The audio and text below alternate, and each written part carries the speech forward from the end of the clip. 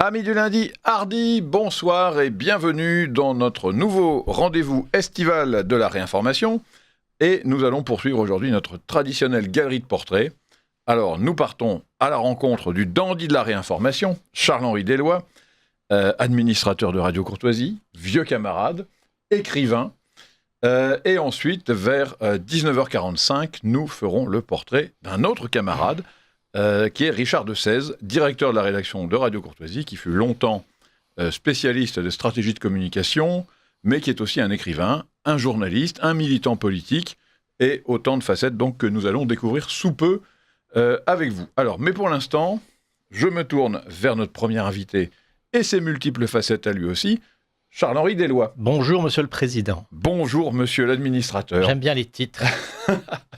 Alors, Charles-Henri, oui. Je précise d'abord que nos auditeurs ne peuvent pas nous envoyer leurs messages. C'est dommage. Leurs critiques, leurs questions, leurs compliments, parce que notre émission est préenregistrée. Nous sommes à la fin du mois de juillet. Ils peuvent toujours le faire une fois visionné. Absolument. Pour me complimenter, pour vous engueuler, etc. Exactement. Ils peuvent encore aussi répondre à l'enquête de satisfaction que nous menons auprès de notre audience. Donc en se rendant sur Internet et en tapant enquête.rc.fr ou en la réclamant, cette enquête, à secrétariat@rc.fr, voire également en téléphonant tout simplement à l'ancienne au 01 46 51 00 85. Donc sur Internet, enquête.rc.fr ou on peut la demander à secrétariat@rc.fr ou téléphoner au 01 46 51 00 85. Voilà, écoutez Charles-Henri.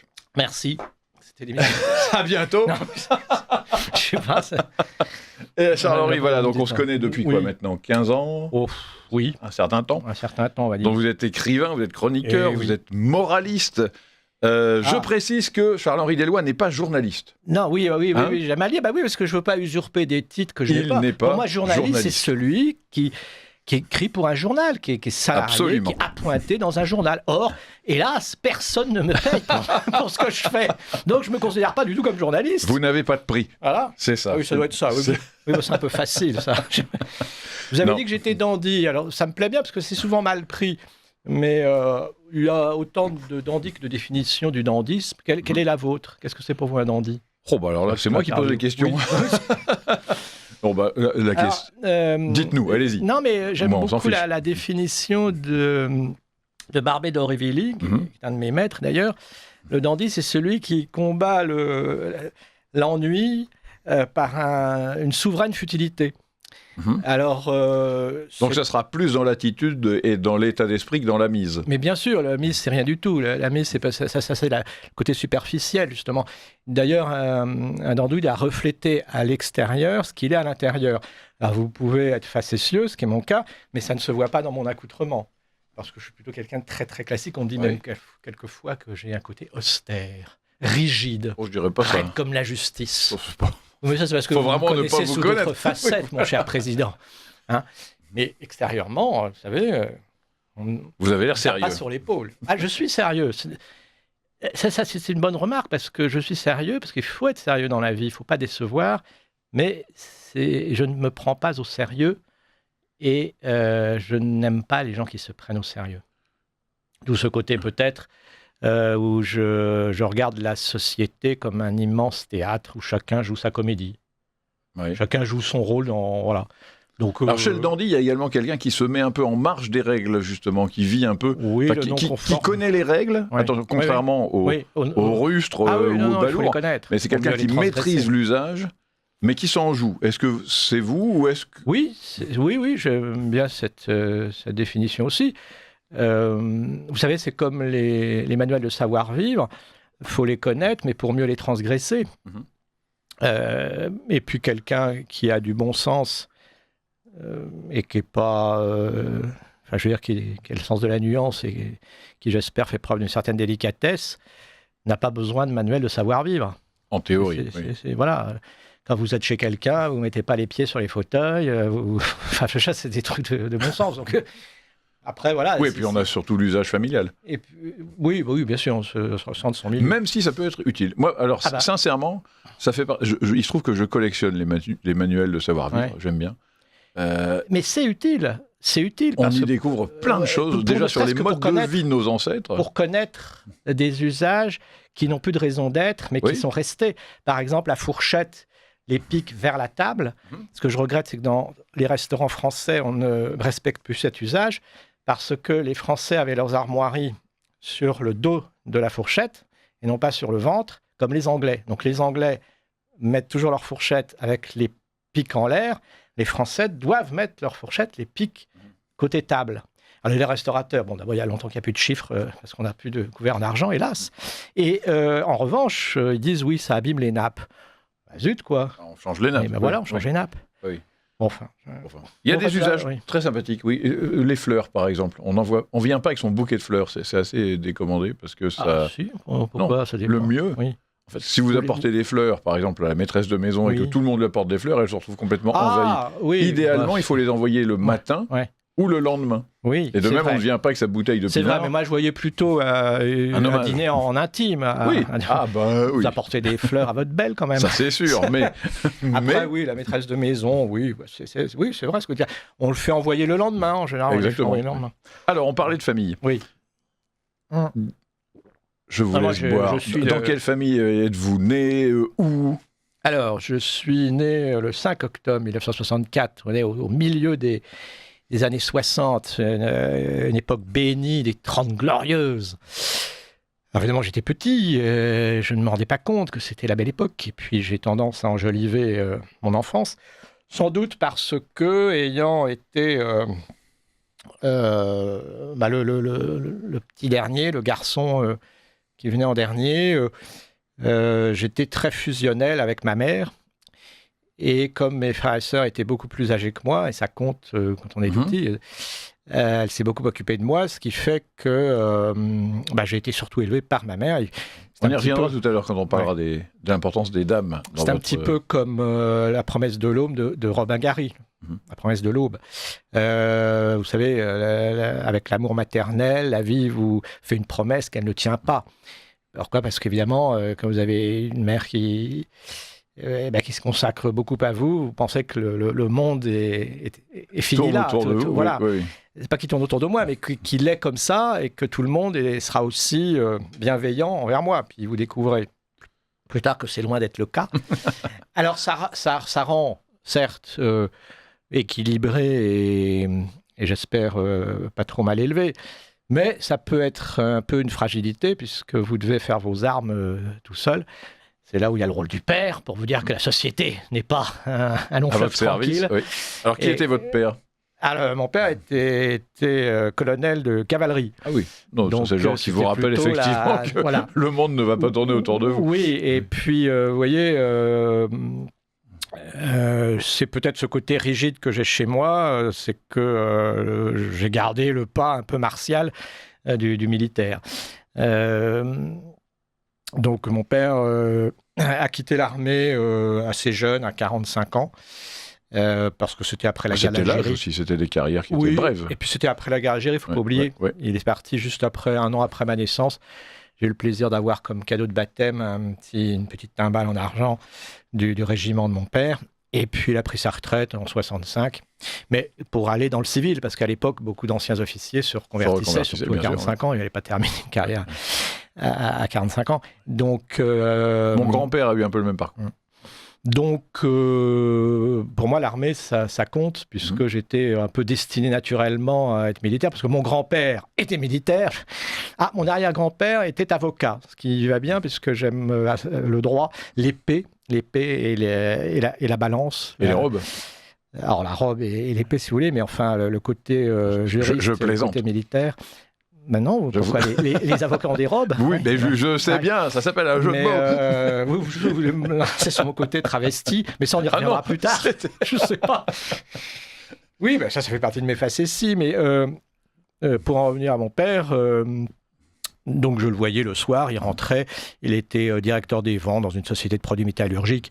Et je tiens encore à dire que c'était vraiment les 30 glorieuses parce que la société marchait tellement bien qu'ils ne savaient pas quoi faire de leurs bénéfices. Donc ils inventaient des voitures de sport, des bateaux moteurs pour la police américaine. Enfin, c'était la belle époque. Et vous avez fait quel parcours scolaire? Alors, vous étiez dans le privé, dans le public? Alors, j'ai été élevé dans le privé, en bon petit catholique à Notre-Dame-de-France. Oui, où êtes-vous né d'ailleurs? Je suis né dans le 15e. D'accord. À Paris, rue Blomet, chez les sœurs de la rue Blomet. Donc vraiment, je suis le petit Parigot. Moi, j'ai connu le bitume, les pavés parisiens dès mon premier souffle. Et donc, c'était une école... Alors, à l'époque, on séparait les garçons et les filles. Je suis encore de la génération où il y avait des... Non mixtes. Non mixtes. Mais ils acceptaient quand même les garçons. C'était une école de religieuses, donc c'était pour les filles. Mais ils acceptaient les garçons dans le primaire. C'est pour ça que j'ai toujours été entouré de femmes à mes débuts. Et à l'école, de 5 ans à... Parce qu'à l'époque, on pouvait... L'école était obligatoire qu'à partir de 6 ans, donc j'ai dû commencer à 5 ans, je crois. Et jusqu'à, à l'époque, on disait la 9e, j'ai passé ma scolarité dans une petite école, Notre-Dame-de-France, Paris 13e, c'est le 13e, c'est juste à côté de la prison de la Santé. Ce qui m'a peut-être influencé par la suite, d'ailleurs. Oui, il y en a qui vont de l'une à l'autre. Ces grands murs m'ont influencé, je pense. Bah oui, parce que j'ai fait du droit après. Après, je suis allé au collège Stanislas, qui là était un collège de garçons à l'époque, uniquement, non mixte donc, où j'ai presque terminé ma scolarité. Enfin, je suis resté de la 10e à la 3e. Et à l'époque, ils ne faisaient que le bac B et C. J'étais totalement nul en maths. Donc, ils m'ont dit gentiment, Monsieur Deslois, si vous restez à Stan, vous n'aurez pas votre bac. Parce qu'à l'époque, on ne le donnait pas à tout le monde. Oui. Donc, il vaut mieux que vous fassiez une filière A. Ce que j'ai fait dans une boîte à bac dans le 14e, ce qui m'a permis d'avoir mon bac normalement. Voilà. Et après le droit. Et après, donc... alors oui, j'ai quand même tenté, je me suis dit, la voie naturelle, le service militaire avant ou après les études supérieures? Pendant, juste une insiste, c'est que je me destinais au métier des armes. Parce que comme papa, comme grand-papa, comme arrière-arrière-grand-papa, etc. Parce qu'après l'avocat, il y en a eu d'autres. Il y a un général Deslois, il y a eu... ils étaient tous militaires, à part un ou deux, ils étaient tous militaires. Donc je me disais, bon, manque d'imagination. Et puis, c'est les maths qui m'ont sauvé, j'allais dire, parce que ils m'ont pas accepté en prépa à cause de ma nullité en maths. Donc je me suis dit, bon, je vais faire du droit. Puis j'ai pas regretté. Parce que j'ai beaucoup aimé mes études de droit à Paris 2, Panthéon, Assas. Voilà. Et à l'armée, donc vous étiez... donc j'ai fait mon service militaire, il fallait quand même que je le fasse, parce que ça aurait été déshonorant en quelle année pour un fils d'officier de ne pas avoir fait son service militaire. 88-89, promotion octobre 88-89, comme tireur sur char AMX. Oui, j'en ai pas l'air comme ça. Il est dangereux, ce monsieur. 12 mois à l'époque, 12 mois de service militaire. Alors c'est une très très très bonne expérience, c'est une ânerie d'avoir supprimé, parce que c'est comme ça que là, pour le coup, si ce n'avait pas déjà été fait, j'ai ouvert les yeux sur la société. Parce que là, vous voyez la France profonde. Moi, c'est sûr, élevé dans du coton, c'est sûr que quand vous voyez des types qui n'ont jamais dormi sur un lit, ou des gens qui étaient des délinquants, moi j'avais pas mal de délinquants dans ma chambrée. D'ailleurs, pour l'anecdote, je raconte toujours qu'il y en avait un qui savait que je faisais du droit, il me disait... Deslois, toi tu seras peut-être commissaire de police un jour, ou magistrat. Je dis oui, c'est possible. Il me dit, je sais même pas ce que c'est qu'un joint. Je lui dis non, c'est vrai. Alors il m'a tendu un joint. Il dit tiens, fume, tu vas voir. Et moi, comme je ne fumais pas, je ne sais pas fumer, je crapotais. Donc j'ai fait comme Pierre Palmade, je recrachais. Puis au bout de 10 minutes, j'ai dit mais ça me fait rien du tout ton truc. Ben évidemment, tu craches la fumée. Voilà mon expérience humaine qui est de la drogue. Non, oui, c'était la seule fois, mais c'est très formateur d'être mélangé comme ça. Voilà. Et alors cette jeunesse-là, vous la passez aussi à vous. L'engagement politique vient quand alors très vite, je suis tombé dans la marmite de la politique. Parce qu'à 10 ans, figurez-vous que, 9 ans, à l'époque j'avais 9 ans, je regardais déjà la télévision, la campagne des présidentielles de 1974. Je m'en souviens très bien, vous voyez, j'avais que 9 ans. D'ailleurs, mes parents étaient inquiets, ils disaient, mais il ne va pas se coucher, parce qu'en général, c'est des débats durent très tard. Et ça me passionnait déjà. Et je me souviens même, ça va vous amuser, de Jean-Marie Le Pen avec son bandeau à l'époque. Il avait un bandeau.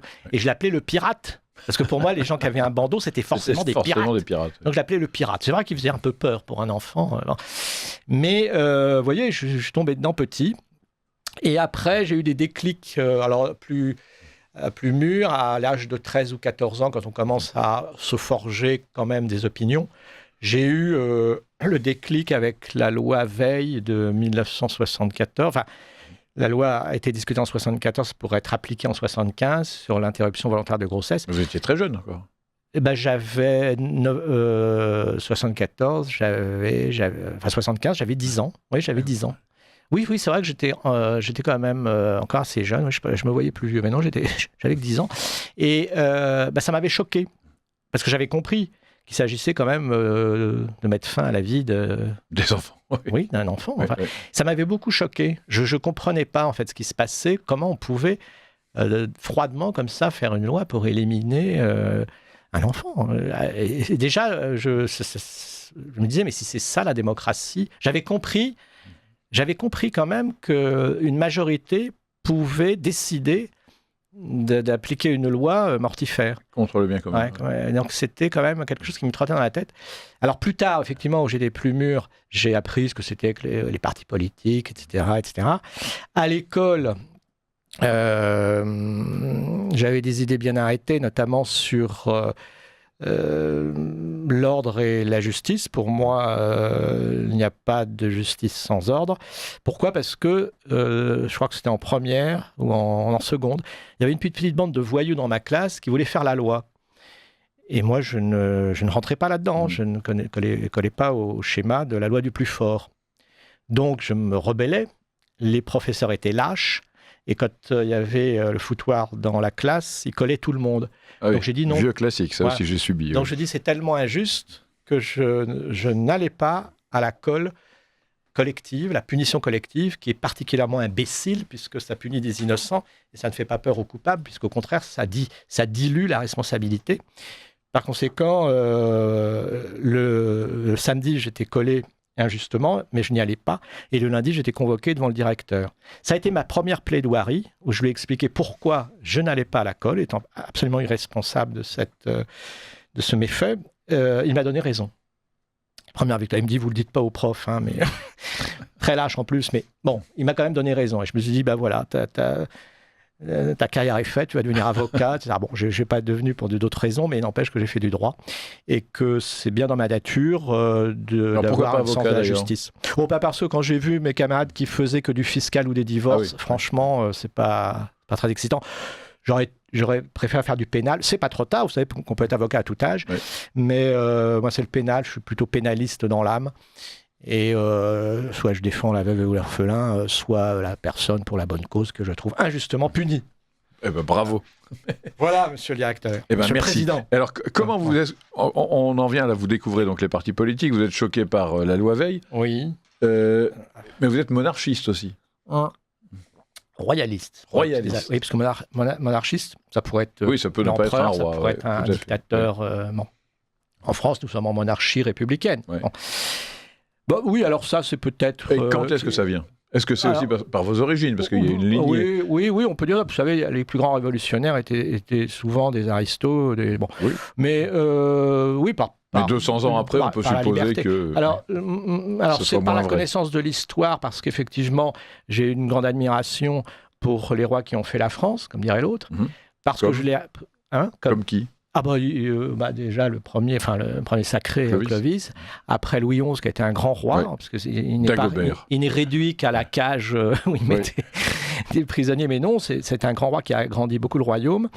Oui, Dagobert, le bon Saint-Éloi, que j'en descends. Mais Dagobert, j'y tiens, parce qu'il est quand même terni par cette chanson stupide. Oui, c'est pas terni, il est ridiculisé quand même. On ne pense pas à Dagobert quand on pense à un grand roi. Bon, moi, ça fait perdurer sa notoriété. Or, c'est quand même un grand roi mérovingien qui a eu ce mérite particulier, un peu comme Pompidou, quelques centaines d'années après lui, de ne pas avoir de règne guerrier. Ah oui. Non, en fait, il avait apporté la paix. Et la paix partout, et donc il a eu un règne finalement assez paisible, ce qui fait que on a cru que c'était un roi terne et fainéant, et pas du tout. C'est il y a beaucoup d'injustices dans l'histoire. Après, bien sûr, François Ier, Louis XIV, évidemment, la royauté absolue. Alors, certains l'aiment pas, parce que certains disent que c'est le début de la décadence. Je dis non, je suis pas d'accord, c'est Louis XV, le début de la décadence française. Parce que Louis XIV allait encore sur les champs de bataille. C'était un bon cavalier qui menait ses troupes. Or, pour moi, le roi, c'est avant tout aussi un chef de guerre. Hein. Oui, mais alors il a eu ce tort terrifiant d'emmener, parce qu'il se méfiait à cause de la fronde qui avait failli renverser, d'emmener tous les aristocrates à Versailles et de les faire s'éloigner de leur fief, et qu'ils ont donc confié à des grands bourgeois qu'on appelait les intendants. C'est vrai. Et la légende du paysan accablé d'impôts, dont les impôts ont culminé, rendez-vous compte, Charles-Henri Gallois, à 18% de prélèvement. Ah, c'était le bon temps. Aujourd'hui, on dirait formidable. C'était l'horreur. Non, mais c'est vrai que oui, mais on voit ça avec les yeux d'aujourd'hui. Il y avait des raisons aussi. C'est toujours pareil. Il y avait des raisons. C'est comme ceux qui critiquent la révocation d'édit de Nantes. Moi, je suis l'avocate de Louis XIV parce que c'était une dame charmante. Déjà, les édits de Nantes, bravo. Mais c'est surtout que c'est comme si aujourd'hui, on laissait une certaine religion venue d'outre-Méditerranée nous envahir. Vous voyez ce que je veux dire ? Ça n'arrivera jamais dans la République. Donc, il a bien fait, en fait. Oui. Il a bien fait. Et alors, ça nous a privés un tel et un tel. Mais oui, mais ça, c'est facile de dire ça après. Mais n'empêche que c'était déjà sur le point d'être des guerres civiles. Il y avait d'ailleurs des guerres civiles, il ne faut pas oublier. Donc, Louis XIV a eu la sagesse de révoquer l'édit de Nantes. Non, moi. Et puis, je suis catholique, et puis je n'en rougis pas. Et puis, voilà, la France est catholique et royale. Et donc, votre lignée à vous, est-ce qu'on vous a éduqué dans la connaissance alors, on prend conscience. En fait, moi, j'ai pris conscience de mon milieu, si je puis dire. Assez jeune, toujours. 12, 13 ans, quand les petits camarades vous invitent chez eux. Et qu'il n'y a pas de trône. Voilà, qu'il n'y a pas de perruque, pas de chevalière, il n'y a pas de couleur en argent. Il n'y a pas d'armure. C'est bizarre. Mais non, c'est ça que c'est intéressant de voir comment, à l'adolescence, on se rend compte très rapidement d'où l'on vient. Et puis, mine de rien, comme on en parle sans en parler, mais il y a des livres qui traînent, il y a des tableaux. On dit, tiens, ça c'est ton arrière-grand-père, c'est ton aïeul. Alors, qu'est-ce qu'ils faisaient ? Ils étaient marins, officiers de marine, je ne sais pas quoi. Enfin, vous imbibez de tout ça. Donc forcément, oui, après, on vous tend des livres en disant, tu vois, ça c'est arrière-grand-papa, il a fait ci, il a fait ça. Bon, oui. Mais bien sûr que ça a une influence. Mais après, moi, j'ai eu des parents qui m'ont insufflé la liberté. C'est-à-dire qu'il fallait que je pense par moi-même. Ils m'ont jamais, consciemment en tout cas, politisé dans une tendance ou dans une autre. Et puis, vous savez, à 13 ans, comme tout le monde, j'ai eu mon côté rebelle. Donc, tout ce qui venait des parents, c'était plutôt rejeté. Oui. Ça ne dure pas très longtemps, mais c'est surtout une façade, parce que c'est pour s'affirmer devant eux. Mais devant les petits camarades, je répétais ce que me disaient mes parents. Mais à la maison, c'était des conneries. Ça. Non, mais oui, mais en fait, non. Ça... Alors évidemment, on en est imbibé. Voilà. Puis après, j'ai appris par moi-même l'histoire de France. Ouais. Quand j'ai vu ce qu'a fait la République de la France, là, je n'avais pas besoin de mon milieu pour réagir. Et c'est pour ça qu'effectivement, je dis toujours... oui, je suis réactionnaire dans l'âme parce que je réagis à ce qu'on essaye de m'ordonner. Or, aujourd'hui, je pense que la politique rentre dans l'intimité des gens et elle n'a rien à faire dans l'intimité des gens. La politique doit rester dans la cité, point barre. Alors, vous étiez aussi à côté de ce côté un peu engagé, un peu sérieux. Un fêtard également, et c'est là où on retrouve un peu le côté dandy, c'est-à-dire vous étiez écoutez, fréquentiez le palace, les lieux branchés des années 80. Oui. Alors, j'ai toujours été timide malgré les apparences. À l'école, par exemple, je ne parlais pas. Mes parents disaient toujours tes professeurs en voudraient 50 comme toi parce que tu les déranges pas. J'étais un élève moyen, mais je travaillais. J'étais studieux, je travaillais. Et en revanche, j'estime que c'est comme la balance. Quand elle penche d'un côté, elle penche aussi de l'autre. Donc j'ai un côté extrêmement raide, rigoureux, voire sérieux. Mais c'est pas une honte d'être sérieux. Encore une fois, il faut être sérieux. Mais il y a des moments où, oui, j'ai besoin d'une soupape Et à ce moment-là, c'est l'extravagance. Et oui, j'aime bien, oui.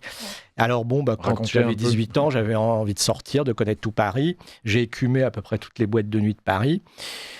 Le Palace, pas tant que ça, parce que c'était des gens plus âgés que moi. Donc je n'avais peut-être pas ma place. J'étais trop jeune, en fait, pour le Palace. Le Palace, c'est surtout les années fin 80, 90. Bon, vous me direz, dans les années 80, j'avais 20 ans. Mais les gens qui allaient là-bas, c'était le showbiz de 20 à 70 ans. Hein. Mais bon, oui, ça m'est arrivé. Non, moi, j'aimais bien le whisky à gogo. J'aimais bien sur les champs, là. J'ai oublié le nom. Le Queen. Hein. Qu'est-ce qu'il y avait d'autre? Il y avait aussi le Folies Pigalle. Ça, c'est des noms qui me reviennent comme ça. Oui, avec une bande de copains, on y allait et alors c'était amusant parce que alors là, pour le coup, c'était un autre brassage, un peu comme le service militaire, mais plus un brassage de branchouilles, mais qui venait de partout. Alors, ça se mariait dans une mayonnaise où on dansait, on draguait, on buvait. Vous avez côtoyé Éric Zemmour aussi dans ces soirées-là? Oui, c'est plus tard. Ça, c'est plus tard. C'est dans les années 2000. 2000, ouais. Oui, à l'époque où il n'était pas très connu. Mais moi, je le lisais déjà dans le Figaro. Et puis, je regardais. Oui, je le lisais. Il avait une chronique dans le Figaro pendant très longtemps. Et je trouvais intéressant. Et je l'avais croisé. Et on était devenus un peu copains nocturnes, on va dire. Et vous savez que les promesses de la nuit ne voient jamais le jour. Donc la nuit, il me reconnaissait, le jour, il ne me reconnaissait plus. Marine Le Pen aussi. Marine Le Pen, j'ai croisé dans mes années de droit à Assas, puisqu'elle a fait du droit et qu'elle était en première année quand moi j'étais. On a un petit décalage de 4 ans à peu près d'âge. Donc elle était en première année quand moi j'étais déjà en maîtrise. Ce qui fait que je la croisais, oui, dans les couloirs. C'était une bonne copine de fac. C'était un peu le caractère de son père, son accord de femme. Elle était déjà assez caractère. Elle se promenait avec une bombe lacrymogène grande comme la carafe. Et elle avait raison, hein, parce c'était très violent à l'époque. Les gens croient que les gens c'était très violent. À Assas, il y avait des descentes de gauchistes, de Tolbiac. Parce que c'est vrai qu'on a l'impression d'un fief de droite, en fait. Mais... c'était un fief de droite, voire à droite extrême. Oui, je suis poli, on est à l'antenne de Radio Courtoisie. Mais oui, pour la Radio Courtoisie, c'est peut-être le centre. Et justement, moi, ce qui me dérangeait, c'était que les gros bras du GUD, en fait, ils faisaient peur à beaucoup d'étudiants qui avaient des idées de droite, mais qui avaient peur du GUD, parce qu'ils avaient une réputation de casseurs, de bagarreurs, et avec la matraque. Alors bon, tout ça pour dire que Marine Le Pen, je la croisais, oui, dans le hall. Je me souviens avoir dansé avec elle à la soirée des étudiants. Enfin oui, c'est une bonne fêtarde, oui. D'accord. Ouais. Alors quand est-ce que vous vient l'envie d'écrire? Parce que... Alors, c'est encore une histoire de femme, puisque mes premiers essais littéraires sont des lettres. Qu'est-ce que vous avez écrit en premier? Des lettres d'amour, puisque à l'époque, il n'y avait pas le téléphone portable, il n'y avait pas tout ça. On écrivait des vraies lettres sur du papier, à la main, avec un petit facteur qui allait les porter. Et de l'encre. Voilà. Je ne sais pas si c'est ça. J'ai connu. Je viens d'avant Internet. Non, mais je ne sais pas si des jeunes d'aujourd'hui se rendent compte que sans portable, on écrivait. Enfin bref. Et on se donnait des rendez-vous aussi sans avoir besoin de se rappeler 10 fois. C'est-à-dire on se disait 13h30 ici. Alors, j'écrivais des lettres à des jeunes filles qui me plaisaient et elles ne me répondaient jamais. Donc, j'écrivais les réponses. J'imaginais les réponses. Ça faisait des belles histoires. C'est comme ça que j'ai développé une imagination littéraire. Faute de mieux. Vous savez, je dis toujours que je ne suis apprécié que par des femmes exceptionnelles. Alors, par définition, il y a peu de femmes exceptionnelles. Donc, je n'ai pas eu beaucoup de succès. Vous chargez. Oui, mais c'est une façon dérision de dire qu'il faut déjà être exceptionnel pour me supporter. J'ai une petite allusion à ma bonne fée, si elle m'entend. En plus, donc, comment je suis venu à écrire? Déjà, pour ça, par mes états d'âme, parce que je suis plutôt aussi un diariste, hein, c'est-à-dire que je tiens un journal. Ça, je l'ignorais. Ah oui, voilà. Mais il n'a jamais été publié, alors? Ah non. J'attends. Je ne sais pas ce que j'attends. La mort. Enfin, c'est peut-être pas très intéressant, hein, mais en tout cas. Et vous y notez quoi, alors? Eh bien, tout. Je l'ai commencé, j'avais 19 ans. Justement, ça a commencé encore des histoires de filles, puisque c'était mes états d'âme. C'était pour me consoler de mes échecs amoureux. Je m'épanchais sur mon journal, qui est très épais. Hein. Il y a maintenant 5 ou 6 tomes. Et après, c'est devenu une habitude. Alors, il n'y a pas que des épanchements sur ma vie sentimentale. Il y a aussi mes impressions, mes humeurs, mes réflexions sur la société, sur la vie, sur la politique, etc., etc. Effectivement, je suis diariste, oui. Et vos premiers écrits publics, alors? Comment et pourquoi? Ouais. Qu'est-ce que vous écrivez? En fait, qu'est-ce qui fait que Charles-Henri Deloy, diplômé de droit, qui fait la fête le soir, qui a sa vie professionnelle qui se trace, qui a fait son service militaire, se met à se dire, il faut que j'ai quelque chose de suffisamment important à dire pour que ce soit publié et donc rendu public? Oui, c'est très prétentieux. Hein. C'est comme se lever le matin je l'ai fait. Alors... Oui, c'est comme se lever le matin en disant pourquoi je ne serais pas président de la République. Non, mais il y a un moment, moi je voulais écrire par exemple. C'était important pour moi. Et je voulais vivre de ma plume. Ah oui, alors bon courage. Pour ne pas, j'ai réussi un peu, mais, mais pour ne pas être dépendant d'un boulot pénible. La plupart des écrivains sont par ailleurs justement journalistes, professeurs, avocats, voilà. Vous vivez très rarement que de votre plume, ce que je veux dire. Bon, moi je peux dire que je vis de ma plume, puisque dans mon métier rémunérateur, j'écris beaucoup. Donc pourquoi? Alors comment je suis venu à publier? Parce que j'ai trouvé un éditeur. C'est-à-dire que le plus difficile, c'est de trouver un éditeur. Oui, alors c'est pas une commande, je veux dire, c'est vous qui vous... Ça, après, c'était une commande.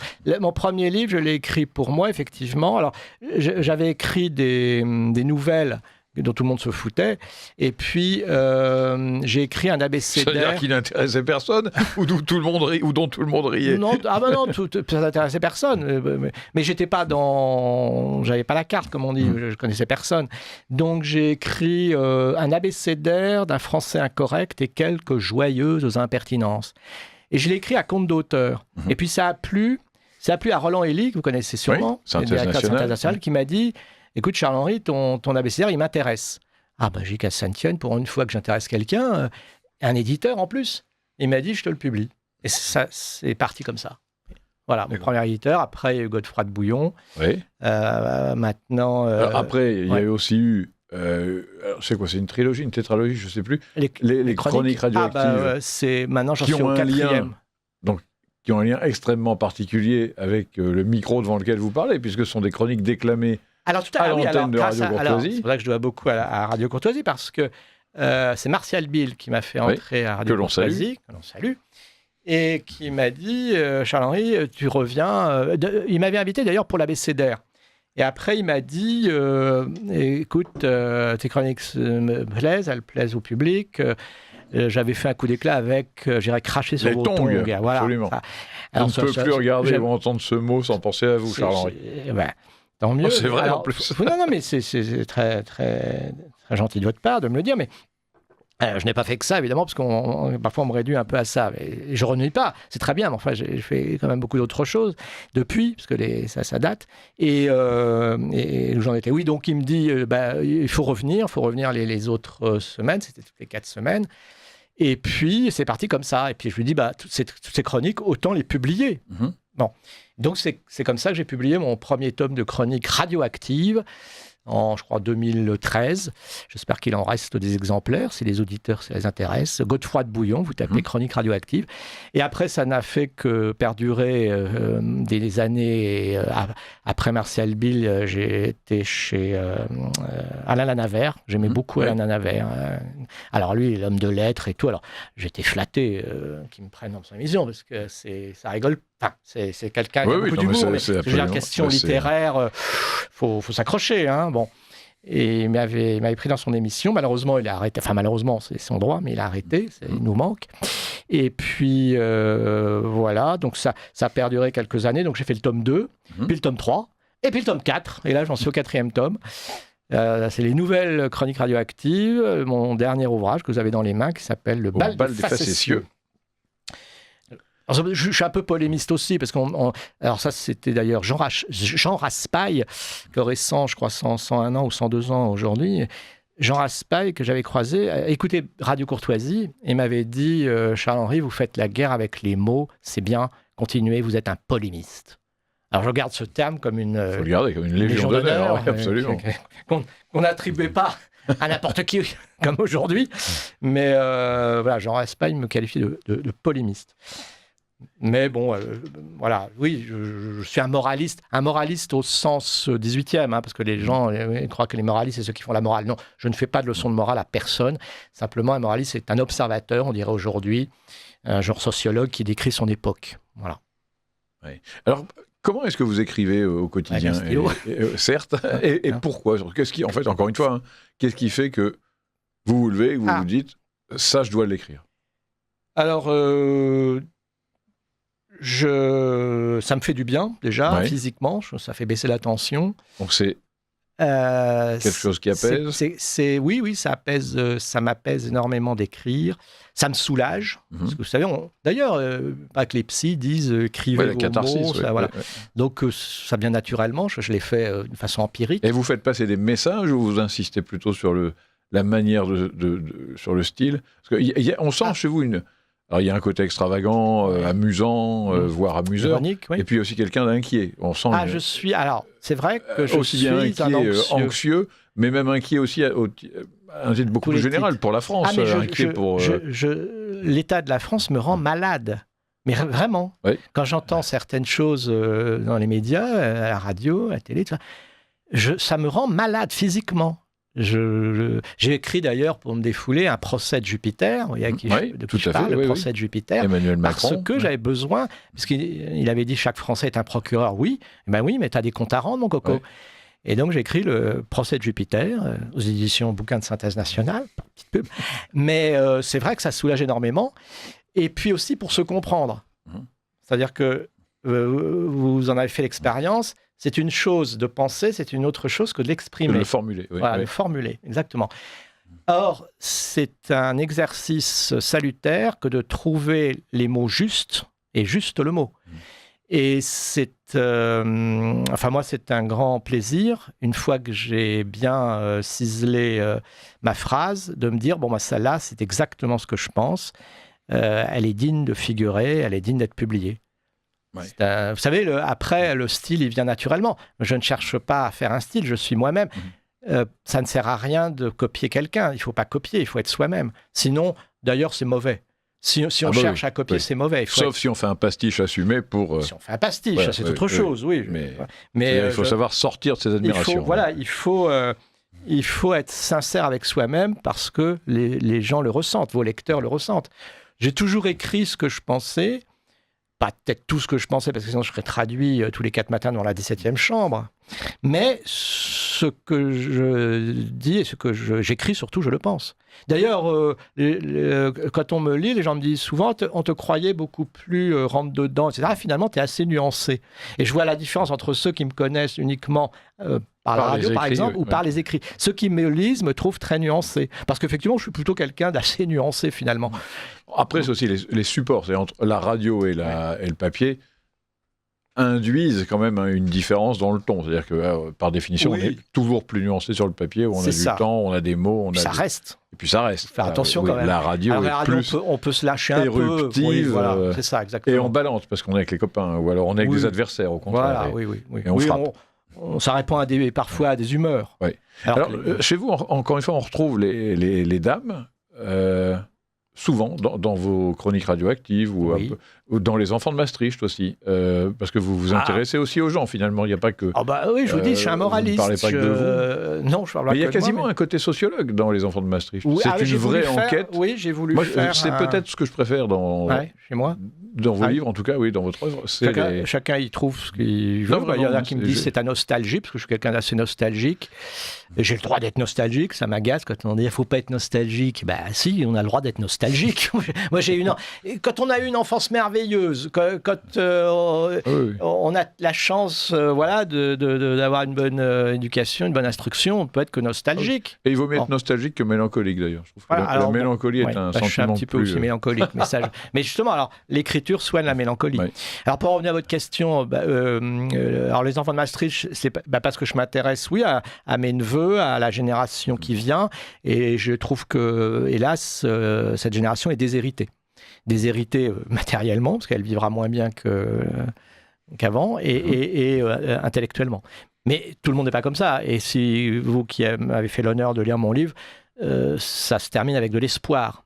Oui, parce que j'ai quand même une espérance en moi, heureusement, une espérance en moi. Alors je sais que, puisque vous me lancez là-dessus, oui, j'aime la compagnie féminine, parce que déjà, elle m'a élevé, j'ai été élevé par une mère aimante, par mes sœurs. Plus tard, j'ai été dans une école de filles, donc j'avais des petites amoureuses. Et j'aime toutes sortes de femmes, ça va de la fille de joie à la duchesse, à la princesse. Non, mais c'est vrai, la compagnie féminine, pourquoi ?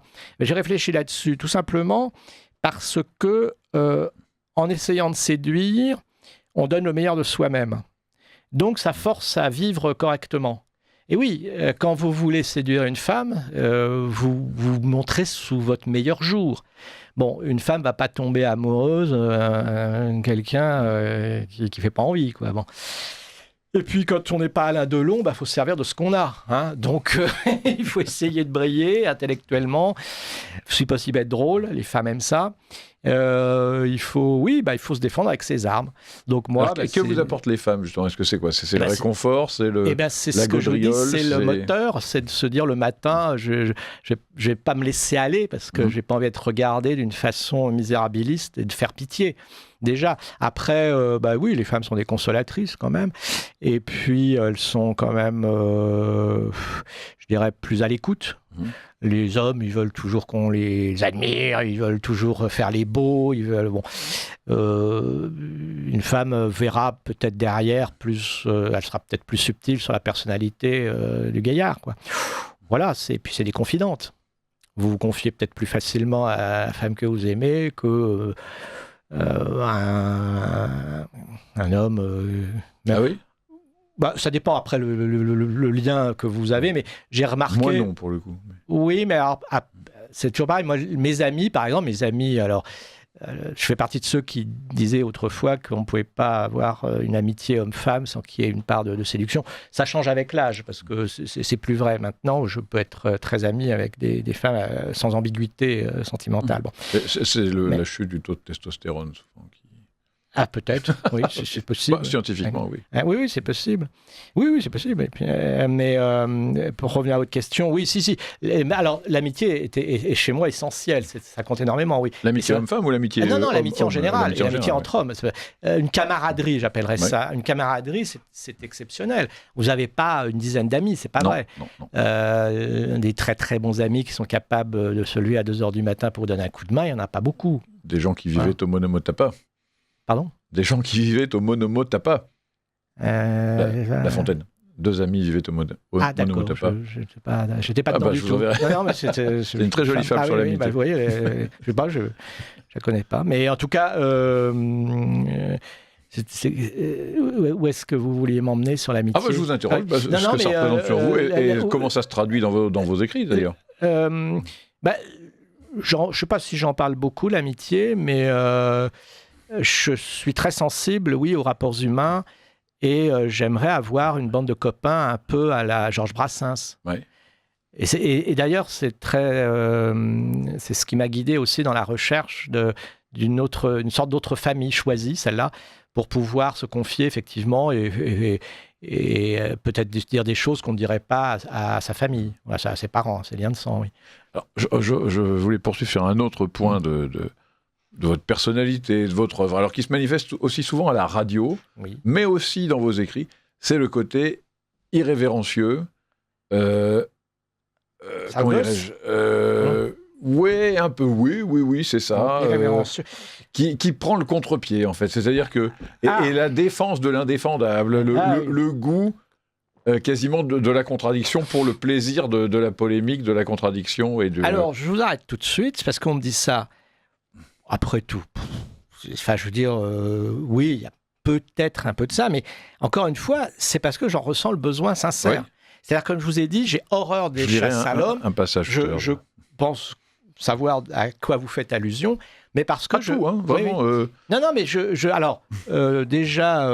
pas seulement à Gabriel Matzneff. Déjà, je pense que il faut savoir être transgressif, mais par nécessité. C'est-à-dire que ce n'est pas pour le plaisir de choquer, parce que je n'aime pas choquer. Sincèrement, je n'aime pas choquer. Encore moins blesser. Donc c'est toujours à fleur et moucheté. Si je blesse, je m'en désole. En revanche, personne ne m'empêchera de dire ce que je pense, parce que, à ma foi, c'est pas plus irrévérencieux que de prendre des choses comme la rentabilité des agriculteurs, j'en ai rien à péter, etc. Enfin, je veux dire, chacun se défend. Allez-y, donnez-moi des exemples, je vais vous dire. Sur les, je sais pas, les côtés transgressions, irrévérencieux, parce que vous remarquerez que moi j'attaque des puissants, pas des faibles.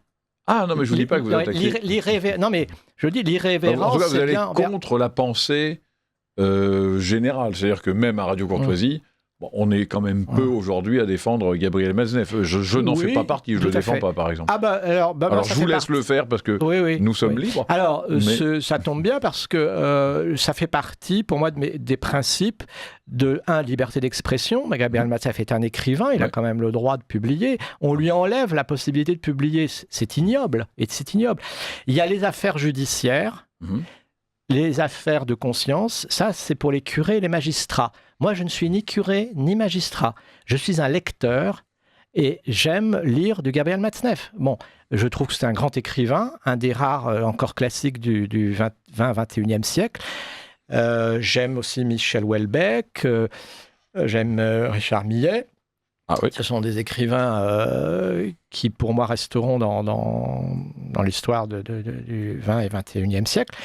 Je trouve que, pour revenir à Gabriel Matzneff, on lui a fait un procès, mais totalement injuste. Il n'a jamais eu le droit de se défendre. Jamais eu le droit de se défendre. Tout le monde lui est tombé dessus sans que personne l'ait lu. Parce que je vais vous révéler quelque chose. Gabriel Matzneff, il vendait entre 5 000 et 20 000 exemplaires. C'est pas la fin du monde. Bon, la plupart des gens ne l'ont jamais lu et lui tombent dessus. Alors que finalement, quand on regarde dans ses livres, vous regarderez, il n'y a rien de très... Oui, il y a des passages... C'est le personnage. Oui, c'est le personnage sur lequel on tombe dessus. Mais encore une fois, je déteste les chasses en meute. Donc, mon instinct ira vers la défense des gens qui sont attaqués de toutes parts sans pouvoir se défendre. Ça a été pareil pour Depardieu, qui, lui, a les moyens de se défendre. Ça sera pareil pour Nicolas Bedos. Ça sera pareil pour des gens qui subissent des navanies. Un peu les excès de l'air du temps, en tout cas. Oui. Alors après, oui, je sais bien qu'à Radio Courtoisie... alors en plus, ce qui est idiot, c'est que Gabriel Matzneff était plutôt très proche de Radio Courtoisie, parce qu'il était invité. Hélas, mais il ne l'est plus maintenant, Monsieur le Président. Il n'est pas interdit d'antenne. Non, je sais bien qu'il n'est pas interdit, mais enfin bon... Après, je ne peux pas imposer qu'on l'invite. Vous recevez 100 lettres d'insultes si jamais vous la défendez. Mais ce sont des gens qui ne cotisent pas. Les gens courageux, ils cotisent pas. Et les gens intelligents... Non, mais ce que je veux dire par là, c'est que si vous commencez à rentrer dans des histoires morales sur des écrivains, ça n'en finira pas. C'est-à-dire, qui va être l'arbitre des élégances? Oui, c'est sûr. On en parlera. Céline, antisémite, etc. François Villon, assassin. Ou un peintre comme le Caravage, assassin. Moi, je ne suis pas le petit Pinard, de procureur Pinard, qui a interdit à Charles Baudelaire, qui voulait l'envoyer en prison. Eh bien, écoutez, ce sera une très bonne conclusion, cher Charles-Henri Deloy, parce que merci, Monsieur le Président. Notre rendez-vous s'achève. Déjà. Eh oui, déjà. Mais on aura sans doute d'autres fois l'occasion de vous retrouver. Déjà, pour un prochain livre, j'espère. Tout le rendez-vous de la réinformation, et puis un prochain livre. Un petit peu de pub pour évidemment. Livre, oh là là, le boutiquier. Faut que... César Birotteau. Mais vous savez, ça aide à manger. Au bal des facétieux. Le nouveau livre, pas le dernier, de Charles-Henri Deloy, Nouvelle chronique radioactive aux éditions Une Autre Voix. Et qu'on peut commander en ligne, donc à uneautrevoix.com. On écoute maintenant. Non, jusqu'à maintenant, j'étais le scribe de ma propre vie, mais je me lance dans un roman. Ah, Eh bien, écoutez, ça sera un romancier prochain en plus. rendez-vous. Ouais. On écoute un petit morceau de musique et nous accueillons ensuite Richard de Sèze pour un autre portrait de la réinformation. Culture, économie, société, politique. Pour répondre aux défis qui nous attendent, Radio Courtoisie donne la parole à ses auditeurs. Vous aussi, donnez votre avis sur l'avenir de votre radio. Bâtissez avec nous la prochaine grille de programme. Participez à notre grande enquête en allant sur enquête.rc.fr. Et pour recevoir notre enquête par la poste, demandez-la par courriel à secrétariat@rc.fr ou téléphonez au 01 46 51 00 85. Rebonjour, chers auditeurs de Radio Courtoisie. Nous voici à nouveau ensemble pour un nouveau portrait de la réinformation. Alors après avoir écouté un morceau de Nick Cave, dont Richard de Sèze va nous parler dans un instant, vous avez été surpris traîtreusement par notre spot publicitaire qui vous appelait à répondre à notre grande enquête. Alors, vous êtes déjà très nombreux à l'avoir fait, donc on remercie tous ceux qui se sont donné la peine. Il y a plus de 1000 personnes au dernier pointage, donc ça commence à faire quelque chose de tout à fait considérable. N'hésitez pas, il est là encore temps, donc vous pouvez donner votre avis sur l'avenir de Radio Courtoisie. Nous avons des pistes qui se dégagent déjà, mais d'ici fin août, nous ferons vraiment un bilan définitif de vos opinions, de vos orientations, de vos demandes, de vos critiques, pour bâtir la prochaine grille de programme. Voilà, donc c'est avec vous que nous avons envie de faire cette radio. Et voilà, donc je vous renvoie. Vous pouvez la demander à secrétariat@rc.fr ou aller sur Internet et taper enquête.rc.com ou .fr, je ne sais plus, pour vous la procurer. Alors, Richard de Sèze. Bonjour. Bonjour Richard, l'homme à la veste rouge, qui va nous représenter de plateau en plateau désormais. Et on vous en remercie. Alors, on vous connaît maintenant comme le directeur de la rédaction de Radio Courtoisie, au micro de Ligne Droite presque tous les matins, dans votre émission de bande dessinée, et puis tous les lundis avec les dingos de la réinformation. Vous êtes aussi un homme de communication, vous l'avez longtemps été, vous le restez d'un certain point de vue, un journaliste, un militant politique. Tout ça est vrai jusqu'à maintenant, bravo. Que l'action française, c'est de la politique et même... Ah oui, à un sens légèrement supérieur à l'UMP. Voilà, c'est ça. Mais c'est une excellente comparaison. Voilà. Laurent Wauquiez ou Charles Maurras. Voilà. Quelle est la pensée la Jacques plus aboutie? Chirac ou Léon Daudet. Voilà, vous êtes aussi écrivain. Et donc, il y a une vie en dehors de Radio Courtoisie. Et aussi étonnant que ça puisse paraître. Et vous allez donc nous le prouver pendant 45 minutes. Et au passage, donc, ça va aider nos auditeurs à mieux vous connaître. Alors déjà, est-ce que vous pouvez nous parler de cette chanson qu'on vient de passer, Nick Cave? On attendait plutôt Lully ou... Voilà. Alors d'abord, j'écoute très peu de musique, parce que j'ai pas le temps de... Et très jeune, je suis tombé dans les livres et je me suis rendu compte que quand je lisais un bouquin, je n'entendais rien. Donc je suis incapable d'écouter de la musique et de lire un livre en même temps. Soit j'écoute, soit je lis. Je peux pas faire les deux. Et j'ai sacrifié la musique au profit des livres. Et de temps en temps, un ami insiste lourdement pour me dire il faut absolument que tu écoutes Arvo Pärt ou Arvo Part, je n'ai jamais su comment on disait, je crois que c'est ni l'un ni l'autre d'ailleurs. Il faut absolument que tu écoutes tel morceau. Et Nick Cave, c'est Basile de Kock, donc le président à vie du mouvement Jalon, qui m'a dit... qui lui écoute beaucoup de musique et qui est vraiment un fin connaisseur, y compris de la musique francophone, québécoise, contemporaine. Il écoute tout. C'est un puits de science. Les cow-boys fringants. Mais oui, exactement, ce genre de choses. C'est vraiment une version aberrante de J'ai vu le loup, le renard et la belette, qui est quelque chose dont j'aurais pas imaginé que ça puisse exister. Et il m'a dit, Nick Cave, c'est remarquable.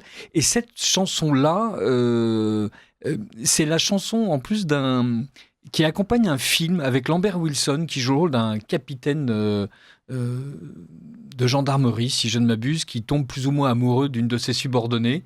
Ah oui. Et c'était un film avec une jeune femme qui est vraiment au centre du scénario. Et Lambert Wilson qui est en fait un personnage secondaire et voilà, qui sent s'éveiller en lui ces sentiments-là. Et à un moment donné, donc, la jeune fille... Et il rentre tout seul, et donc il branche la radio dans sa voiture, et donc c'est Into My Arms qui en fait c'est un homme dont la femme est morte et qui demande au Seigneur de la guider dans ses bras. enfin non pas dans ses bras à lui le Seigneur, mais il dit je ne crois pas en fait au Dieu qui intervienne, mais ma femme y croyait et donc Seigneur si possible faites-la revenir dans mes bras. Et enfin c'est quelque chose de poignant. Et donc tout le monde pleure généralement comme un veau en écoutant cette musique et on la passe à tous les enterrements ou presque. Mais et là la voiture s'éloigne et brusquement il y a ce passage qui porte un nom que j'ai oublié où la musique de l'autoradio devient en fait la musique du film et il est à la fois dans le sentiment qu'il a trouvé cet amour et en même temps il en fait le deuil immédiatement et cette jeune femme dont il aimerait que le Seigneur la pousse dans ses bras, il sait bien au contraire qu'il doit l'abandonner d'abord pour la laisser vivre, ensuite pour faire en sorte de rester avec sa femme à lui. Enfin voilà, donc, c'est un très joli moment. Eh ben, c'est très beau. Et Nick Cave, effectivement, ça peut paraître étonnant de recommander ça à Radio Courtoisie, mais c'est très très joli.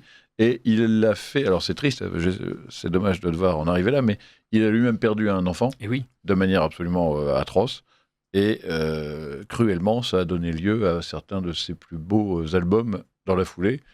Oui, et puis c'est quelqu'un de profondément chrétien et oui, avec qui a un sens de la musique et des psaumes notamment remarquables. Oui. Enfin, c'est comme d'habitude, c'est vrai que quand notre époque produit le pire, mais parfois elle produit le meilleur. Et quand on veut valoriser des artistes chrétiens, c'est mieux de penser à Nick Cave ou à U2 par exemple que à certains groupes. Glorious. Ouais, je n'osais pas les nommer. Pardonnez-moi. Faut avouer que les amateurs de Glorious nous pardonnent. Alors, mais techniquement, c'est quand même plus valorisant. Et je crois que musicalement, en soirée et socialement. Voilà. Okay. Bon, parlons de vous. Richard de Sèze. Alors, votre nom s'écrit donc S-E-Z-E et pas S-E accent grave Z-E. Ni 2 et plus loin 16. Ah si, vous n'êtes pas un rappeur. Voilà, non, je ne suis pas tout 16. Voilà, mais ça s'écrit 2-16 sans accent parce que j'appartiens à la branche cadette. Voilà, donc la branche aînée a été anoblie par Louis XVIII en remerciement de ce que l'avocat du roi avait fait pour le pays. Et moi, je descends de Paul Victor, le frère de Raymond de 16. Et donc, nous, on n'a pas eu le droit à être anoblis, mais on s'est rattrapé. D'abord, Paul Victor a magnifiquement travaillé au service de la France en s'occupant de l'épidémie de typhus à Bordeaux, si je ne m'abuse. Et ensuite, il n'y a pas eu un complot royaliste ou de droite auquel on n'ait pas participé depuis. Bravo. Vraiment, les 16 avant une la famille Révolution, de complotistes, alors. Oui, c'est ça. Non, ou de comploteurs, plutôt. Oui, de comploteurs et de comploteurs à ciel ouvert. Voilà, on est devenu réac juste après la Révolution parce que mes ancêtres Vous avez trouvé qu'on avait un peu abusé. Mes ancêtres étaient un peu lumière, franc-maçon. Oui, il y en a un qui a rédigé une plaquette anonyme qui s'appelait Les vœux d'un citoyen, qui était genre un vrai truc de bobo de l'époque. Bon, je parle un du genre 18e, de Philippe Égalité. Voilà. Et après, ils ont vu les fleuves de sang dans les rues de Paris. Ils ont vu et de Paris, de Lyon, de Marseille et d'ailleurs. Ils ont vu le pays à feu et à sang. Ils ont vu surtout que ce pouvoir donné au peuple a consisté à mettre à la tête du pays un chef faillon qui s'est lancé dans une politique impérialiste absolument odieuse et néfaste. Et donc, ils se sont dit que non, il fallait qu'on efface l'ardoise, en fait. Voilà. Donc vous, quand vous voyez un militant homosexuel qui fait l'apologie du Hamas et des islamistes, vous vous dites, gamin, il y a de l'espoir. Voilà, ouais. Exactement. Ouais, voilà. Alors, heureusement, j'en fréquente assez peu. Oui. Il y en a plus. J'en entends parler. Il y en a plus chez les 16 depuis la Révolution. Mais voilà, c'est fini. Au pire, on est centriste. Hein, mais voilà. D'accord. Puis il y a pas trop de Palestiniens dans la famille. Hein. Même les plus centristes continuent à se marier dans le Périgord ou le Berry. Enfin voilà. Donc. D'accord. Et alors, on parle de l'avocat du roi dans votre famille, donc c'est... Donc Raymond Romain, qui a été l'un des 3 avocats de Louis XVI. De Louis XVI. Et donc c'est lui qui a prononcé la plaidoirie qui avait été mise au point par Malesherbes et Tronchet avec lui. D'accord, avec le succès que l'on sait. Oui, la Révolution avait décidé d'abord d'abolir les droits de la défense. Enfin, donc la Révolution avait été très révolutionnaire. C'est vraiment la matrice de tous les totalitarismes. Oui, le léninisme est une émanation, enfin le marxisme-léninisme Lénine est une émanation. Venu se recueillir en Vendée pour vérifier ce que c'était qu'un pays ravagé. Pol Pot fait partie des admirateurs de la Vendée militaire. Mussolini. Mussolini a des textes où il explique que la Vendée, une fois plus, évidemment pas la résistance des Vendéens, mais la manière dont la République a décidé de supprimer le peuple Voilà. Tous les gens bien sont vraiment du côté de la République. Oui, il est vrai que Lénine, Pol Pot et Mussolini. Il est vrai que c'était un socialiste. Et alors, comment avez-vous grandi ? Est-ce que cette tradition, justement, c'est un peu les questions que je posais à Charles-Henri Deloy tout à l'heure, est-ce que vous avez été élevé dans l'idée de votre lignée ? Est-ce que vous avez su très jeune qu'un de vos ancêtres avait été l'avocat du roi ? Enfin, qu'un de mes ancêtres était le frère de l'avocat du roi. Déjà, ça calme. Hein, quand on est... voilà, genre, vous êtes parent avec l'avocat du roi ? Ah non, je descends de son frère. Là, on sent qu'on perd quelques degrés dans le... Dans le sérieux. Non, au revoir. Charles-Henri Deloy. J'ai pas du tout été élevé dans le culte... des hauts faits de la famille. J'ai été élevé d'abord dans le culte de la famille, ce qui était beaucoup mieux. Ouais. Voilà. Et mon père avait fait l'OS, mon père avait fait la guerre de Corée, mon père avait fait la guerre d'Algérie, mon père avait fait la Seconde Guerre mondiale. Donc de toute façon, en matière de héros, j'avais pas besoin de remonter très loin pour être voilà. Et en matière de lignée écrasante, il me suffisait de regarder mon père et j'avais un peu de mal à me sentir à la hauteur. Donc voilà. Mais et votre mère ? Ma mère était fille d'ambassadeur de France. Qui était son père à lui, et donc mon arrière-grand-père était notaire dans le Berry, à Issoudun. Et son fils a fait des études de droit pour faire plaisir à son père, et il a étudié les langues en parallèle pour se faire plaisir à lui-même. Et ensuite, il a dit à son père que, selon ses vœux, il était diplômé en droit, et selon ses souhaits, il était diplômé aux langues et que donc il est rentré au Quai d'Orsay. Et donc, il a fait toute sa carrière en Maroc, à l'époque du Maroc espagnol. Il était consul de France au Maroc espagnol pendant la Seconde Guerre. Et, Libye, Jordanie, Irak, Iran, pas Iran, non, Irak, tous les pays vraiment de langue arabe, et Palestine, voilà. Et c'était donc voilà, ma mère a rencontré mon père quand il était attaché militaire, lui aussi, à un moment donné de sa carrière au Moyen-Orient. D'accord. Alors, quelle a été votre éducation ? Et votre instruction ? Dieu, la France, le roi, ce qui était une bonne manière de... Je ne suis pas très original dans mes attachements actuels. Je veux dire, j'ai vraiment tout reçu de la part de mes parents. Donc voilà. Je serais ravi de parler de ma conversion au monarchisme ou de ma conversion au catholicisme, mais pas du tout. Non, vraiment, ça m'est tombé dans le bec avec le lait maternel et le pain sur la table et le sel qui va avec. Et donc, mon éducation, c'est c'est être français, en fait. Et donc, si on est français, on aime l'histoire de France. Si on aime l'histoire de France, on aime le roi. Si on est français, on aime Dieu. Si on aime Dieu, on aime la religion catholique. C'était une éducation assez simple. On vivait modestement à Paris. On partait en vacances dans la maison familiale. Vous étiez où à Paris ? Dans le 14e arrondissement, puis dans le 13e, dans des grandes barres d'immeubles assez moches, à la station Corvisart. C'est un truc vraiment moche. Mais le quartier était très agréable, c'est juste devant la butte aux Cailles. Voilà, qui est très sympathique. Qui n'était pas encore envahi de gauchistes abominables. Enfin, voilà, il y avait... Oui, ça a été très beau, la butte aux Cailles. Pendant un temps, c'était un genre de... Je sais pas comment dire, de mini-Montmartre. C'est ça, il y avait un petit côté Faubourg Saint-Martin. Enfin, voilà, ça faisait encore partie de ces endroits où on sentait un peu le vieux Paris. Exactement. On sentait un peu le vieux Paris, c'était très agréable. Voilà. Et puis, j'allais à l'école libre, évidemment, à Sainte-Anne, dans le 13e, et puis après à Saint-Michel de Picpus. Voilà. Et puis après, j'ai fait des études à Dauphine, parce que Vous avez fait quoi ? J'ai une maîtrise de marketing. D'accord. C'était à l'époque où on faisait encore des maîtrises. Je ne suis plus tout jeune, Pierre-Alexandre. Oui, j'ai fait aussi une maîtrise. On ne faisait pas un master 1 et un master 2. Voilà, avec l'accent circonflexe. On faisait une licence et puis après une maîtrise. Ouais. D'accord. Marketing, par contre. Marketing. Alors, comment ça se fait ? Pourquoi pas histoire ? Pourquoi pas droit ?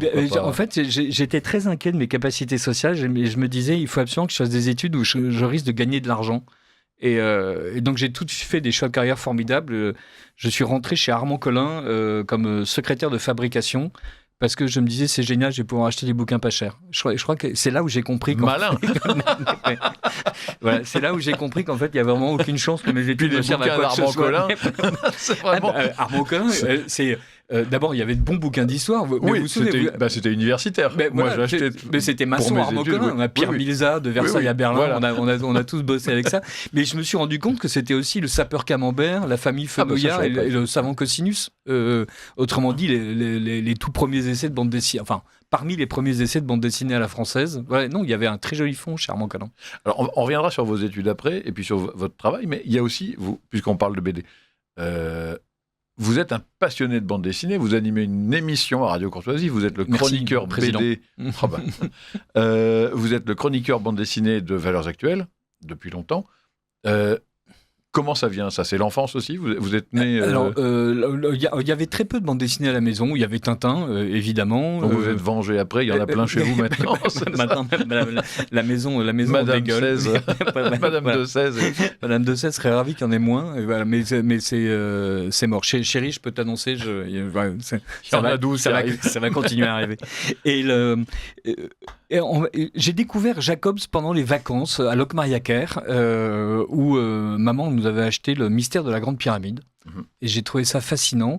Et donc, peu à peu, avec mes premiers petits émoluments de boulot d'étudiant, j'ai commencé à compléter en fait la vaste, la très petite collection qui est devenue vaste de bandes dessinées, puisqu'il y avait en fait Lucky Luke, que papa aimait beaucoup, alors qu'il n'aimait pas Astérix, qu'il trouvait un peu vulgaire. Et Tintin, et donc j'ai commencé à acheter à peu près toute l'école franco-belge. Et puis un ami, Christian Romain, un jour, qui était d'ailleurs directeur marketing des éditions Dupuis, m'a dit: est-ce que tu as lu L'Ascension du Haut-Mal de David B., publié aux éditions L'Association? Pour moi, c'était à peu près l'intégralité de ce que je pouvais ne pas aimer, la maison d'édition de l'Association, qui était dirigée par un gauchiste complet, Christophe Menu. Et je lui ai dit non, il m'a dit tu as tort. Et quand mes amis sont intelligents, je les écoute. Et j'ai ouvert L'Ascension du Haut-Mal, magnifique bande dessinée en noir et blanc sur l'histoire d'une famille peu à peu désagrégée par l'épilepsie du fils aîné. Et un dessin remarquable, un scénario excellent, une histoire poignante, une capacité onirique absolument incroyable. Et je me suis dit que, en fait, voilà, je ne connaissais rien et je me suis mis à connaître le reste. Et donc, la bande dessinée, c'est un continent incroyable. Alors, qu'est-ce que vous lisez en fait, qu'est-ce que vous lisez pour le plaisir et ce que vous lisez ensuite pour le boulot et que vous recommandez? Quels sont vos maîtres un peu en bande dessinée? Alors pardonnez-moi, Pierre-Alexandre, mais je déteste avoir des maîtres, en fait, d'une manière générale. Ou des admirations. Oui, mais en fait, vous savez, quand on même dit ça. c'est quoi vos 3 auteurs préférés, je me suis dit, mais non, c'est pas possible. Soit il y en a 100, soit il y en a bien ceux par qui on rentre, en tout cas, et qu'on ne lâche plus. Là, en tout cas, ceux que je ne lâcherai pas, là, maintenant, David B., vraiment, qui est absolument remarquable. Je vous aurais dit Frank Miller il y a quelques années, mais justement, je l'ai lâché parce que le dessin est devenu pitoyable. Comment s'appelle-t-il? Les aventures de Julius Corentin, Marc-Antoine Mathieu aux éditions Delcourt, qui est absolument remarquable. Mais c'est plutôt... Et la BD belge? Bien sûr, il y a beaucoup de choses, notamment les... Ou Goscinny. Goscinny, qui a vraiment beaucoup travaillé du côté français, en fait, voilà. Mais un excellent scénariste, Yann, qui s'appelle Yann Lepentier, mais qui signe Yann, excellent scénariste aussi, qui ça va faire 40 ans maintenant. Mais en fait, voilà, c'est moins des personnages... Je trouve en fait qu'un bon critique doit s'intéresser à absolument tout. Là, par exemple, une bande dessinée qui raconte l'histoire du mouvement transsexuel dans New York au moment où Andy Warhol lance la Factory. C'était en fait plastiquement, ce n'était pas mauvais, historiquement, c'était intéressant, et en plus, d'un point de vue psychologique, c'est écrit par un trans. Il y avait cette espèce d'enfermement intellectuel complet de ces gens qui sont dans leur univers et qui ont l'impression que cet univers représente tout, qui pour moi était symptomatique. Donc, mais le document était en lui-même cette bande dessinée documentaire était elle-même un document à verser, si j'ose dire, dans la case. Regardez comment les gauchistes sont incapables de sortir d'eux-mêmes. Et quand vous lisez ça, vous le faites avec colère ou avec non, c'est intéressant. En fait, entomologique. Non, il faut un bon critique d'abord. Il a sa grille d'analyse. Enfin, un bon critique de droite a sa grille d'analyse. Est-ce que c'est bien écrit? Est-ce que c'est bien dessiné? Est-ce que le scénario est construit?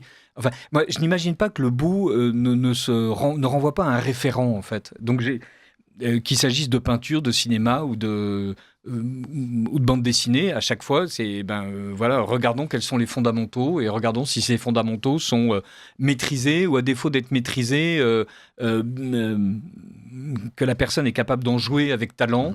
Et parfois, le scénario est pitoyable, mais le dessin est excellent. Et parfois, le dessin est indigent, mais l'histoire est remarquable.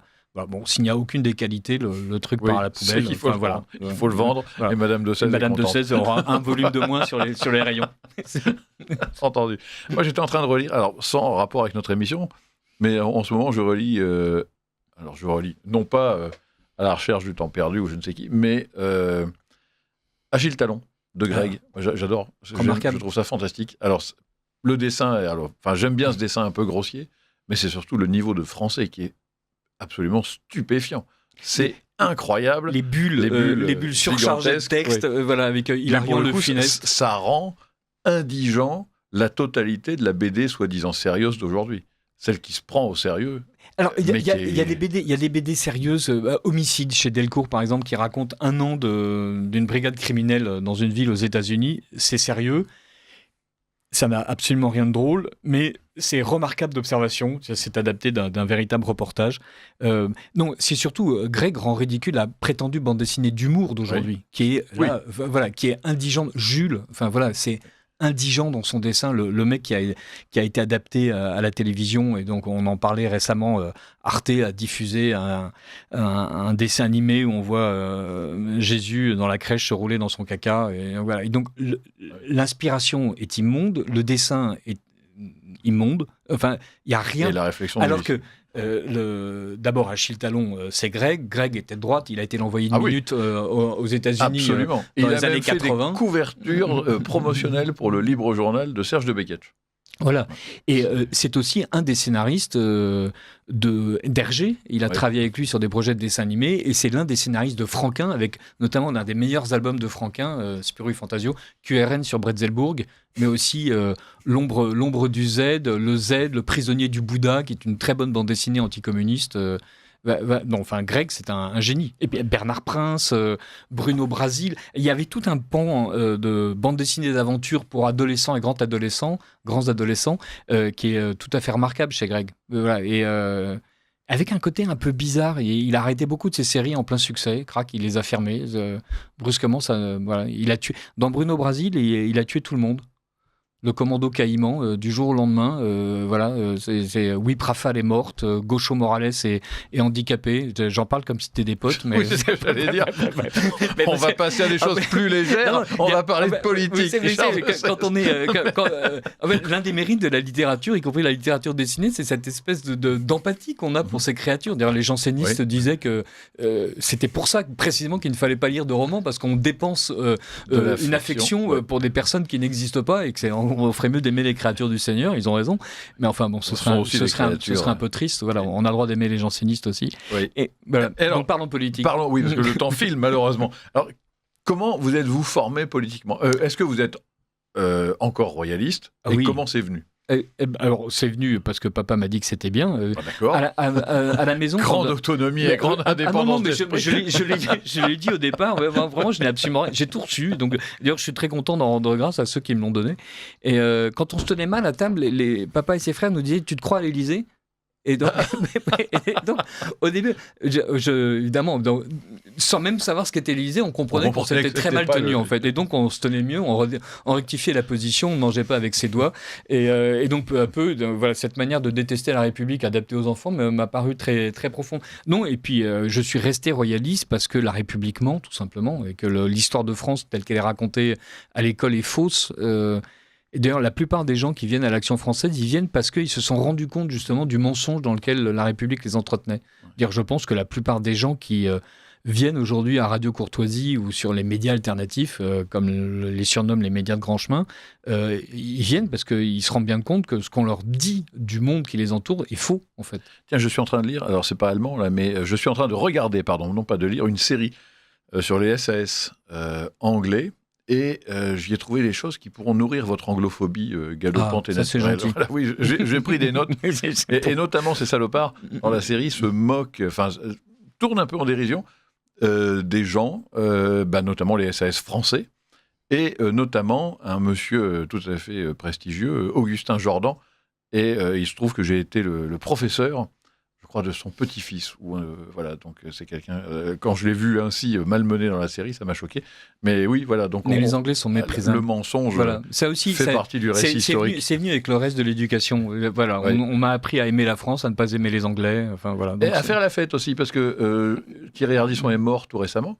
Et j'ai eu la surprise d'avoir l'impression de vous reconnaître, en tout cas, dans une émission de télévision de Thierry Ardisson, en train de diriger avec brio et maestria, un orchestre dont on sentait bien qu'il y avait une connexion intime entre les musiciens et le chef d'orchestre. Non, c'était la chorale de Jalon. Et en fait, voilà, parce que donc Basile de Kock un jour a lu Réaction, qui était une revue qui avait été lancée par Laurent Dandrieux, Frédéric Rouvillois, Jean-Pierre Descottes et d'autres noms tout aussi fameux, mais qu'on doit taire. Jusqu'à ce que la vérité un jour éclate, mais je n'en dis pas plus. Voilà. Et donc c'était une revue royaliste qui a été fondée en 92, et donc je m'occupais de la revue des revues. Donc je parlais du dernier numéro du Débat, du dernier numéro de Commentaires, du dernier numéro de la revue des études palestiniennes. Enfin, je ne lisais que des revues extrêmement ennuyeuses et universitaires, et passionnantes par ailleurs, bien sûr. Et au milieu, je glisse un jour une critique du trimestriel Jalon. Donc Jalon, le groupe d'intervention culturelle Jalon, est un mouvement totalement parodique dirigé par Basile de Kock, qui a épousé Frigide Barjot. Et Basile appelle et nous dit est-ce que l'un de vous a envie de venir à Jalon ? Je cherche l'aile monarchiste. Elle s'appellera Restauration rapide. Et donc on a discuté entre nous. Je me suis porté volontaire et les gens, et Basile m'a dit, tu t'appelleras désormais Vicomte depuis peu, car Basile renomme tout le monde pour faire comme les groupes, comme la LCR, la Ligue communiste révolutionnaire, ils ont tous des pseudonymes. Oui. Et voilà. Et donc il était nécessaire qu'on singeât même la Ligue communiste révolutionnaire dans notre manière de nous nommer. Donc voilà, je suis devenu le vicomte depuis peu et donc le Kapellmeister de Jalon. De la chorale. Voilà, et donc je dirige la chorale. Et là, c'est une émission de l'an 2000 où nous chantons l'hymne footiste. Amusez-vous, foutez-vous tout, la vie passera comme un rêve. Voilà. On va remettre Nick Cave. Voilà. Après, les gens se demandent pourquoi je n'écoute pas beaucoup de musique. Oui. Parce que vous en faites. Très mal. Mais, oui, alors, Robert Brasillac disait qu'il y avait plusieurs façons d'entrer en fascisme, comme on entre en religion, et que lui, ça a été la poésie. Est-ce que vous êtes entré en politique par la rigolade ou est-ce que c'est au contraire d'abord quelque chose de sérieux et ensuite votre côté taquin vous fait dériver vers... Non, alors c'est d'abord le côté sérieux, c'est-à-dire voilà, le fait... évidemment, le tableau ne serait pas complet, mais mes parents étaient traditionnalistes, donc j'ai servi la messe de Monseigneur de Cobourget, j'ai été confirmé par Monseigneur Lefebvre, j'ai servi la messe de l'abbé Serralda, voilà, donc j'ai été à la chapelle... Sainte-Germaine, à la Salvagram, où on organisait des messes après avoir organisé des combats de boxe. Et parfois, je ne peux pas dire simultanément, mais en tout cas, les locaux servaient à des usages très divers. On appelait ça, pas encore ça la flexibilité, mais enfin, il y avait un peu l'idée. Et non, en fait, c'était l'angoisse de la France, comme d'habitude. Voilà, et le fait que ça avait l'air de partir dans la mauvaise direction. Je peux confirmer maintenant. Hein. Maintenant que j'ai 60 ans, je confirme. On est déjà allé dans le mur plusieurs fois. On l'a à chaque fois traversé et on continue. Et on y revient. On a la face. Marianne a la face un peu abîmée à force de se le prendre de face, mais voilà, elle continue. Et en regardant à chaque fois, regardez comme je suis belle. Et ceux qui disent bah non, t'es moche, on leur dit bah non, vous mentez. Vous êtes des répondeurs d'infox. Et oui, c'était ça d'abord. Et puis après, en fait, il y a eu la nécessité de se dire que même le rire n'appartenait pas à la gauche. Donc la vérité, évidemment, la beauté non plus. Et donc, en fait, il fallait arracher à la gauche tout ce qu'elle prétend lui être consubstantiel. Voilà, excellent adjectif. Merci. C'est pour ça que je suis président. Et alors, quand avez-vous écrit quelque chose qui vous semblait vraiment déterminant, c'est-à-dire quelque chose qui vous était... Mais jamais. Alors là, mais... c'est pas vrai. Non, mais en fait, ce qui est intéressant... En tout cas, quelque chose qui vous semblait important à vous. C'est un peu la question que je posais à Charles-Henri Deloy, c'est-à-dire qu'est-ce qui fait qu'un jour on se réveille et on se dit ça, je vais le publier et il y a des gens qui vont le lire. C'est quand même incroyable. Alors, j'ai jamais... Par exemple, vous pouvez être vénal comme moi, ou fainéant. C'est-à-dire se dire, moi je suis paresseux, j'ai aucune envie de m'embêter et je suis poli dans des boulots qui vont me saouler, que je vais passer 30 ans ou 35 ans de ma vie à faire. Donc je veux un métier qui me fasse plaisir, je vais écrire, comme ça je serai maître de mon temps et en plus je serai payé pour écrire des trucs. Et je trouve ça fantastique. Alors d'abord j'ai commencé par écrire gratuitement et des articles de commande. C'est-à-dire, un jour, Frédéric Rouvillois m'a dit « Il faut que tu écrives un article sur Wilfrid Pareto ». Et donc, sur Wilfrid Pareto, sociologue, qui a travaillé sur la reproduction des élites au 19e siècle. Donc c'était un coup de barbe absolument monumental. Il n'y avait pas Internet à l'époque, on ne vous parle pas d'aujourd'hui. Et donc j'ai dit très bien. Et en fait, l'écriture au début, ça a été un devoir. Voilà, j'écrivais pas trop mal. Et surtout, je respectais les délais et j'étais gratuit. Et donc voilà. Ça, c'était bien. Ça, c'est le vrai militantisme. Voilà, donc on va pas forcément chercher le mec le plus talentueux, mais on va chercher celui qui accepte, en fait. Et donc, peu à peu, j'ai pu écrire des choses beaucoup plus amenantes. La Bêta Noire, dans mon avis, m'a permis d'écrire des articles sur les expositions d'art, qui est une passion depuis que je suis petit. Là aussi, grâce à mes parents qui m'ont entraîné dans les musées, qui, avec des amis, demandent à des conférenciers d'organiser des visites privées. Ça coûtait rien à l'époque. Je voudrais éviter que les gens croient que nous roulions sur l'or. Et donc, peu à peu, j'ai quand même pu effectivement commencer à proposer des sujets qui m'intéressaient un peu plus. Voilà, l'art. Et j'ai commencé à être payé. Ça a été un étonnement incroyable. Et comment est-ce que vous trouvez le temps ? Parce que vous avez une capacité de travail qui est honnêtement impressionnante, entre votre vrai boulot pendant longtemps, c'est-à-dire qui était en gros consultant en stratégie de communication, et en même temps journaliste pour l'Incorrect, pour Valeurs Actuelles, pour Politique Magazine que vous dirigez, les émissions à Radio Courtoisie. Et donc, avant qu'on ne vous débauche ici à plein temps, et merci. Merci à vous. En fait, passez-moi la rhubarbe, je vous rendrai je dors peu, en fait. Voilà. Non, il n'y a pas de miracle, parce que je dors peu, et puis aussi, il y a ce côté, j'ai 60 ans, et donc, il n'y a plus que ça à faire. Non, c'est pas ça, mais quand on écrit depuis 35 ans, on écrit un peu d'expérience. Et quand on écrit ce que j'écris, dire s'il s'agissait de faire, je suis en train de lire des entretiens avec Marguerite Yourcenar de Mathieu Gallet. Et non, Dieu du ciel. Non, je m'inflige des choses, mais pénibles, mais pas à ce point-là. Et là, on voit ce que c'est quand elle parle de la manière d'écrire les mémoires d'Adrien. Enfin, donc c'est un boulot de romain au sens propre.